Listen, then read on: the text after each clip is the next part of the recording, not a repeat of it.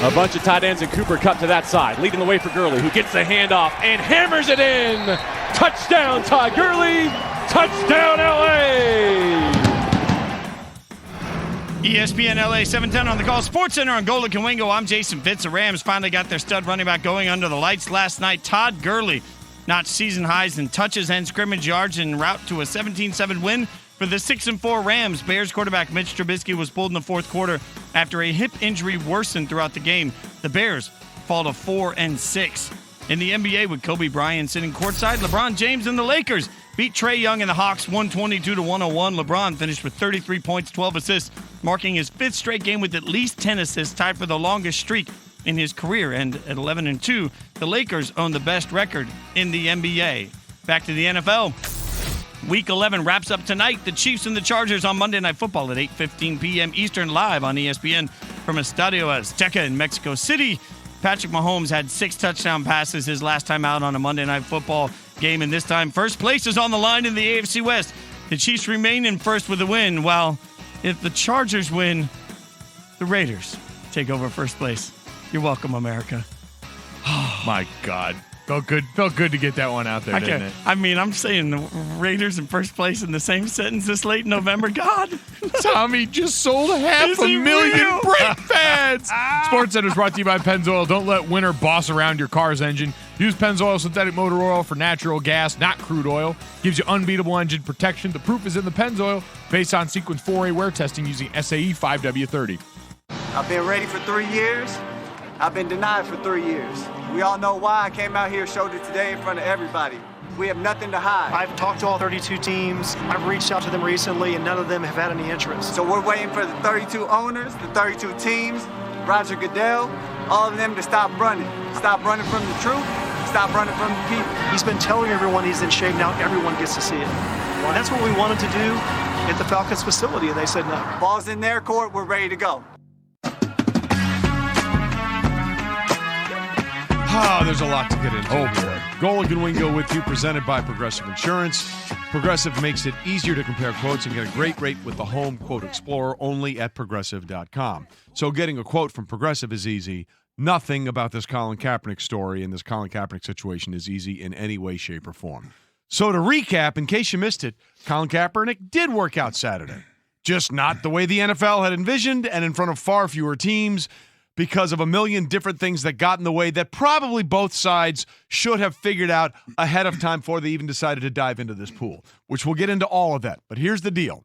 If you didn't miss it, if you weren't watching it with everything else that was going on Saturday, Colin Kaepernick was set to work out at the Falcons facility in Atlanta in front of 25 representatives from NFL teams.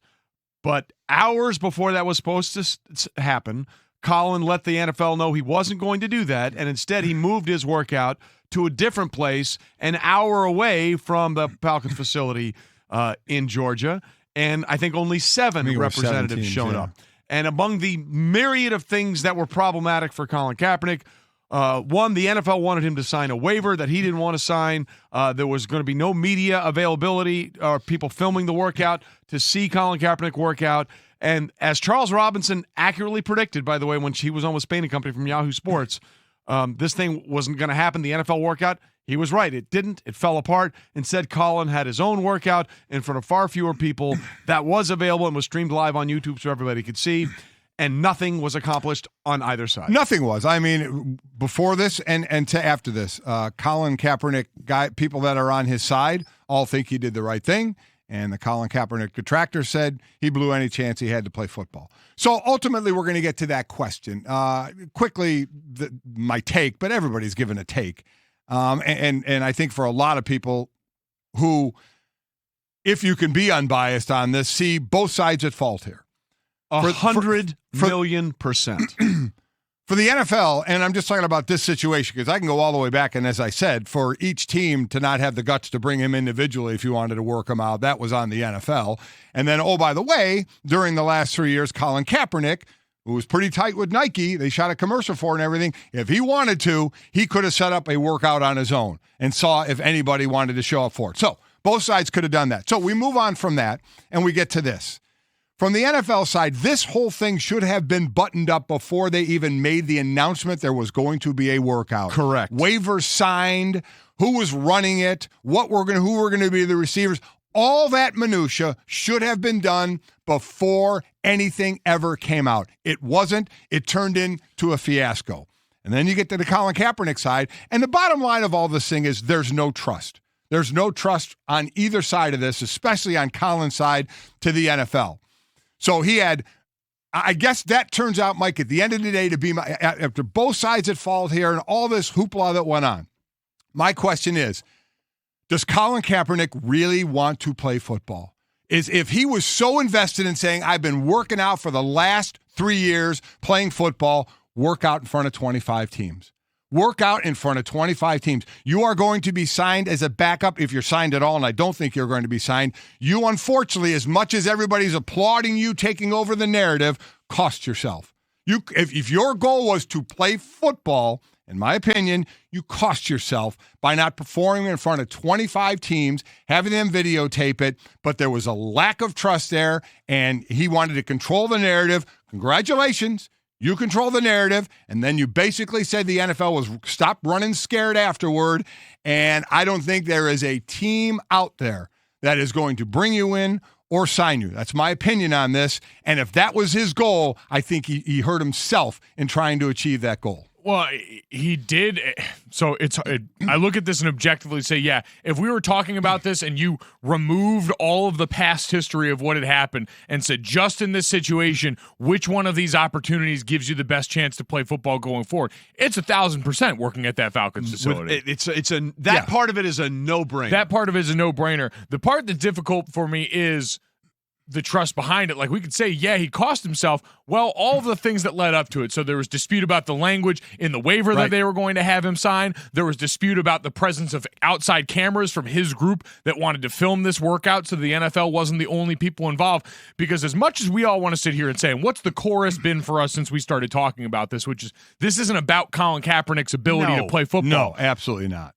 It is one thing for us to say that, but the prevailing thought process when we went through the initial round in the last 3 years of take garbage was a lot of people questioning Colin's ability. Even as it's gotten rehashed, people have still brought up Colin's record as a starter back in 2000 and whatever it was with the 49ers, still brought up some deficiencies about his game. So it leaks out there in ways enough that make it a relevant topic of conversation. And if I'm the guy that just got through, if I try and put myself on Colin's side as best I can in this and say I'm the guy that just got through suing the league, I'm the guy who has heard people talk about my ability is the issue here.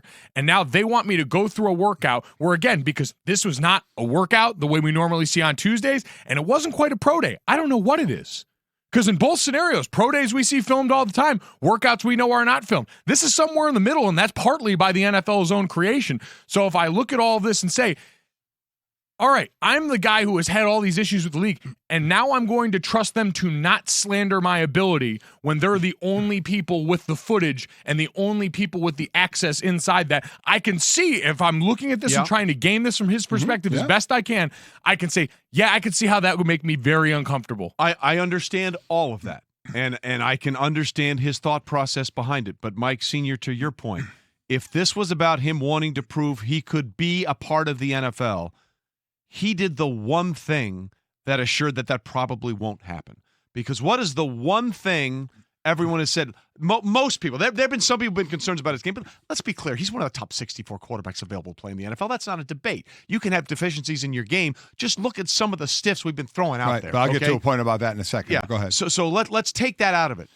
He's not coming in to be your starting quarterback. He's coming in to be your backup. 100%. And the whole thing started because people were concerned about him being disruptive with the protest, which he said he wasn't going to do anymore. Well, he said that since March of 2017 when he opted out of his contract with the 49ers. He wasn't going to do that anymore. So for all those people that had concerns about what he was going to be if you signed him, all you did was give them all the ammunition they wanted with the way this was handled. And that is the unfortunate thing for me in seeing this, is because you made it less about your ability and more about everything else by doing it the way you did it. And that's the one thing that's kept you out of the league. At some point, you can't control the narrative. There are rarely people that go in for a job interview that control the entire narrative. Correct. And then you go to the next level of, and we've all know this, we all agree with this, I think, the greater the talent you have, the more leverage or control of narrative maybe you can have. Because for those that are saying, well, he's good enough to play in the NFL. Yes, he is good enough to play in the NFL. But going back to the numbers, which you can do, the last time he was on the field, his numbers were a little bit above the average backup. Okay? So here's the point I'm going to make about that. So does that give you the leverage to then do what you did to control the narrative, or at some point just say, you know what? I want to play in the NFL. I'm going to go perform in front of 25 scouts there and make them have to bring me in because I'm going to perform so well. Because the other side of it is are people that are going to say, well, he's good enough to play in the NL. Yes, but he's not a star, and he can't control it like this. Because you know who, after all is said and done, a guy we take shots at all the time, deservedly so, but a guy who, as soon as it's decided by the NFL what his punishment is, a team is going to sign him, it's Antonio Brown. You know why? Because Antonio Brown is 100 times the player Colin Kaepernick is. Antonio Brown was on a path going to Hall of Fame play. So Antonio Brown, once that situation gets figured out, he's going to be signed somewhere because he's going to be worth it to somebody. Colin Kaepernick, to the teams, they're going to say, you know what? Backup quarterback? Not really worth what just went on here. We pass. See you later. Well, it's also people judge the issue that is at the heart of Colin's fight with all this and the reason for his unemployment much harsher than they do any violence against women or anything like that. Like, that's been made abundantly clear. And that could be complete. You could hate that, but they can do it. I understand they can do it, but I'm just saying part of it, the heart of it is our own weird skewed morality as a public and as the people that consume all this. Yeah. I'm not saying that, but I'm saying that's wrong in my mind. I think we all think it's wrong. Yeah, completely that part of it's wrong. And again, you're right. Like, what this situation required, because as we've said, the NFL bungled plenty on their side. The difference is when you're the establishment that controls all the gateways, you get to do that. And so this would have been on Colin to basically swallow pride and do this. But the difference even with that, and the tough part is yes, that would have given Colin 100% the best chance to go get signed. But what if in his mind that's not the way he sees it? Because again, he looks at that and says, this is a closed door workout where all of the people that have just been, in my mind, again, if I'm Colin Kaepernick, I'm saying these people in my mind have been colluding to keep me out of the NFL for the last 3 years. Although you can't prove that. No, but I'm saying, this is Colin's mind. In Colin's mind, he's saying these people have been trying to keep me out of the NFL for the last 3 years. I am going to go into a workout facility where they control all of the information that gets out about me. That's kind of an uncomfortable prospect if you think this is my last best chance to get a job. If this is my last best chance to get a job, am I going to put it in their hands or am I going to trust mine? I'm not even saying that's the right way to make this decision because, again, ultimately, you've kind of got to genuflect at the altar of the NFL or any establishment. They hold all the cards. Yeah, I mean, and whether you like that or not, unfortunately, that's the case. Oh, I get it. But again, if I'm gaming it from the guy that's been shown the door by the people who are going to control the outflow of information, I can at least concede, like, man, that's an uncomfortable spot to be in. And I don't, who knows what you feel in that position gives you the best chance going forward. So I guess my question to that would be, what is your end goal? If your end goal, that's my question. But I guess that's what I'm saying. The end goal can still be the same. If Colin thought this route gave me a better chance than putting my trust in those people. Let me ask you that question because that's fair. How do you see this as a better route for him to get back into the league? What happened Saturday? No, I'm saying that's where I'm saying I don't. Yeah. But I'm saying I could understand why the guy involved in all of this did. If I guess, I mean, it just seems to me like all he did was give everybody who had doubts the reason to say, see, that's why. See, that's why I don't want to do I completely agree. I agree with Mike. I agree. In his mind, he thought he was doing the right thing. And he absolutely cut his knees out from under him to get back in this league. I think at the end of the day, both sides, in all honesty, do not like one another. And instead of trying to work this thing out and cross all the T's and dot the I's before you went out on the field, even from Cap's side, if you didn't like the way the NFL came out with it, remember, Cap waited until an hour or two before this to change it, okay? Which, if he wanted to do, that's fine. Why not try and do it during the week? Why not sit down at some point, say, you know what? My goal is to get back in the league. we need to sit down and figure. Somebody needs to be the adult in the room and try and figure this thing out. But to me, there is so much animosity on both sides. From what we had read, had Colin's camp not reached out to them about a number of these issues along the way, or did I misread a bunch of that? No, I think they have. But that goes to what you're talking about. This felt rushed from the NFL side to get this out there and let's just get it done and get it over with. So that's problematic for me on the NFL side. Why they chose to rush it through Week 11 on a Saturday seems very bizarre. But look, nothing about the Colin Kaepernick situation is normal. We understand that. We accept that. But for any of these free agents, with the Jets, when they were working out quarterbacks, when everybody got hurt the first couple of weeks, you brought them into the facility. There were no cameras. You worked them out. They provided the receivers. That's the way this works. You could make the argument that everything about Colin Kaepernick is an outlier because of everything that's going on, and I understand that. But if the end result of everything you want is to find a way to get back into the league, none of this helped him. None of it. No, it didn't help him, but I would even point to that. This situation, even now, even before the lawsuit was made abnormal by the fact that you put it on a Saturday, that you did all these things, like, I legitimately looked at this and I said, what is this more of? Because I saw people bringing this up a lot over the weekend that, well, yeah, you might not have access at a Tuesday workout, but if you wanted it to be a Tuesday workout, you could have just made it a Tuesday workout. Instead, Correct. You made it this Saturday dog and pony show, which in my mind can kind of open it up to some of the tenets of a pro day. And pro days, we see wall to wall. I mean, hell, the NFL Network and us cover the hell out of those. There are media broadcasts throughout all of those different things. Right. And so I look and say, well, it wasn't really one and it wasn't really the other. So again, we didn't know what rules we were playing by in all this, and no one did. And in their haste to do this on their terms early in a week, that's the interesting part to me is, what was the NFL thinking in all this? I get it, you're trying to run cover probably for some teams that did want to sign him. Definitely trying to run cover for teams. But then the way you go about it only is going to now, like, certainly Colin's going to get his detractors and people that understandably point out he hurt his chances of getting back in the league. The NFL is also going to get a renewed round of you don't want Colin around and you did all this. Like, there is a lot of negative energy going their way as well. And that's the weird thing. I didn't understand why the NFL would want to open themselves up. Which is why this was not a PR stunt in any way. There's no way it was a PR. There's no good PR. Where'd you think this went? Well, and to the point you guys have been making, I understand what you're saying, but if Colin's real objective is to get back into the league, he has to believe he's also getting a fair and equitable chance to do that because he's in a lose-lose situation. The league puts this out and says, hey, this is what we're going to do. Well, if he comes back and says, I don't like those terms, or I don't think you're putting me in the right situation, or I don't believe that this is unbiased, or all of these things which are fair when you have sued a league for collusion, if you're going to turn around and say, hey, he wants to be back in the league, he also has to believe he's getting a fair and legitimate chance. The hurried nature of the way the league set this up would, if I was in his shoes, I would feel like I was being put in every possible situation to fail, and that's not the fair and equitable chance the league's trying to make it out to be. Couple of things here. What I'm sure you've said this to your kids. My parents have said it to me, and I said it to my kids. Whoever said life was fair.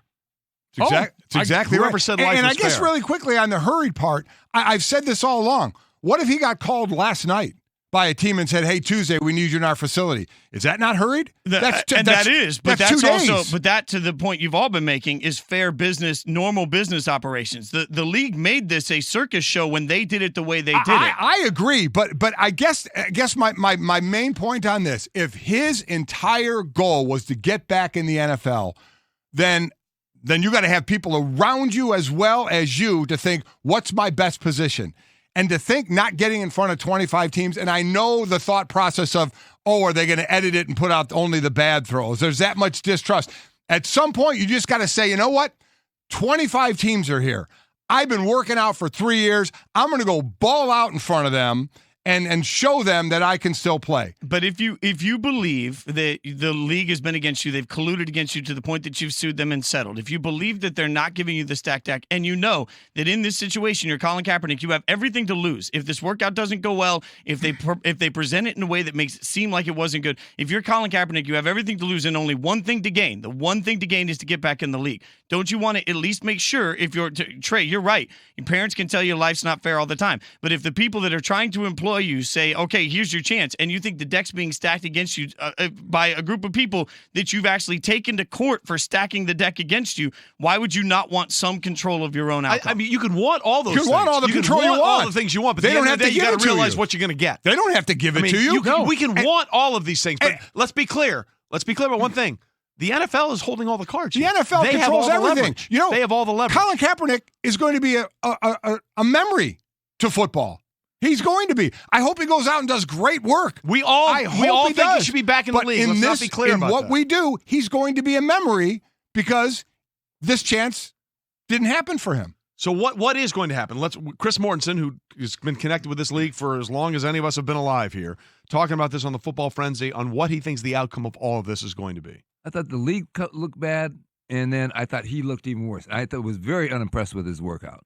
You could tell he hasn't been working out every day. And by the way, if you're that serious about playing football again, which I do not believe he is, despite what his agent Jim Nally, who I respect and everything says, and Colin says, because then I'd be having a workout every Tuesday and inviting teams every Tuesday. Because if you are working out, hey, you'll even videotape it since you obviously have the means to videotape it.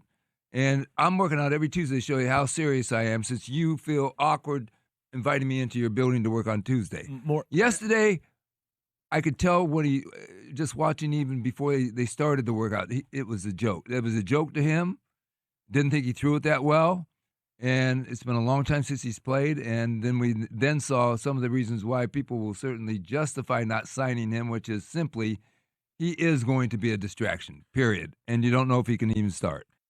So it certainly feels like, from Mort's perspective, that call won't be coming. Which is so interesting from the football analysis of that, because we saw Adam Schefter tweet quotes from a number of executives who said exactly the opposite. Right. Like, listen, we respect Mort's opinion as much as anybody, Without but question. it just shows you kind of what a weird enigma this all Without is, because question. You see it through a prism you want to see it through. Exactly, which is, again, probably always how this was going to go, but for a lot of people, those opinions are going to stay extremely varied. After all that happened, did anybody think he gets a job? I don't. Oh, God, no. No shot. Listen, and it's a shame. It's a shame on both sides, because this was a weird construct from start to finish. We'd never seen anything like this in the NFL. Try to rush this thing forward, and then the backlash from Colin's side. Look, I think he should be playing, but I don't think he's going to be playing because of the way this thing played out. And for him to sit there and say, keep running, he's hurting his. If that's what he wants, he's hurting his own cause. Both sides at fault here, without 100%. question. The NFL continues to move on, and Cap's done playing. I don't think this in any way leads to him being back in the NFL. Coming up, an NFL team that turned back the clock and found a way to ground out a win by using a player who they paid a lot of money to. What a shock. We'll get to that next. Golic and Wingo, ESPN Radio, ESPN2. Stay with us.